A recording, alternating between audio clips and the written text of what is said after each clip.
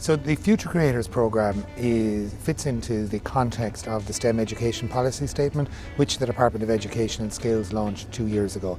Within that policy, there is a recognition that STEM is wider than schools, that it is something that can be done in out-of-school settings, and that we need a STEM ecosystem in order to provide young people, particularly, with opportunities to develop those skills. So in Future Creators, we're catering for young people between the ages of 13 and 16, so that they can develop their STEM competencies and also develop their digital skills and follow a range of activities and projects that they are interested in themselves.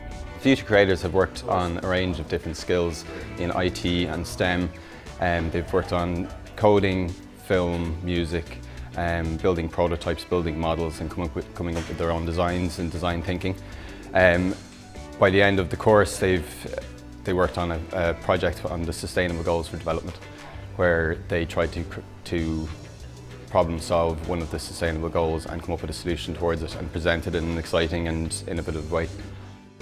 I learned how to code, to edit, to make games, and my favourite part was making music because I could express myself. We learned about film editing, photographing, filming and coding microbits. My favourite part was meeting new people and talking to them and getting to know them.